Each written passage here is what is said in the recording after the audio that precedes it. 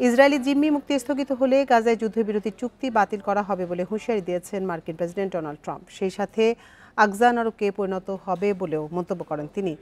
এছাড়া যুক্তরাষ্ট্রের গাজা নিয়ন্ত্রণে পরিকল্পনার অধীনে ফিলিস্তিনিদের উপত্যকায় ফেরার কোনো অধিকার দেওয়া হবে না বলেও জানান তিনি। এদিকে হামাস জিম্মি মুক্তি স্থগিতের ঘোষণা দেওয়ার পর বিক্ষোভে নেমেছে ইসরায়েলের সাধারণ মানুষ।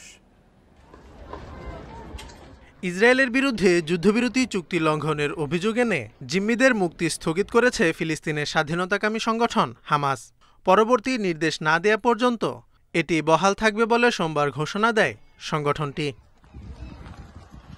হামাসের এমন সিদ্ধান্তের কড়া প্রতিক্রিয়া জানিয়েছেন মার্কিন প্রেসিডেন্ট ডোনাল্ড ট্রাম্প। শনিবারের মধ্যে বাকি জিম্মিরা মুক্তি না পেলে গাজায় যুদ্ধবিরতির চুক্তি বাতিল করা উচিত বলে মন্তব্য করেন তিনি। সিদ্ধান্তটা ইসরায়েলের, তবে আমি বলবো শনিবার রাত 12টার মধ্যে হামাস বাকি জিম্মিদের মুক্তি না দিলে যুদ্ধবিরতির চুক্তি বাতিল করে দেয়া হোক, কারণ এরই মধ্যে অনেক জিম্মি মারা গেছে। আমার মনে হয় এটা একটা বড় মানবিক ট্র্যাজেডি। এছাড়া ফক্স নিউজকে দেয়া এক সাক্ষাৎকারে ট্রাম্প বলেন, যুক্তরাষ্ট্রের গাজা নিয়ন্ত্রণের পরিকল্পনার অধীনে ফিলিস্তিনিদের উপত্যকায় ফেরার কোনো অধিকার দেয়া হবে না।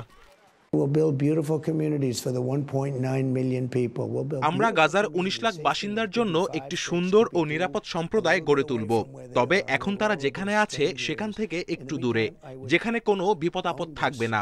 আর গাজার মালিকানায় থাকবে যুক্তরাষ্ট্র। এই জমি ব্যবহার করা হবে রিয়েল এস্টেটের কাজে। এদিকে জিম্মি মুক্তি স্থগিতে হামাসের ঘোষণার পর বিক্ষোভে নেমেছেন ইসরায়েলের সাধারণ মানুষ। সোমবার রাতে তেল আবিবে হোস্টেস স্কয়ারে জড়ো হন তারা। বাকি জিম্মিদের অবিলম্বে ফিরিয়ে আনার দাবি করে বিক্ষোভকারীরা বলেন, জিম্মি মুক্তি স্থগিত করে হামাসের ঘোষণা দুশ্চিন্তায় ফেলেছে তাদের। Zobayer Hussain, Independent news.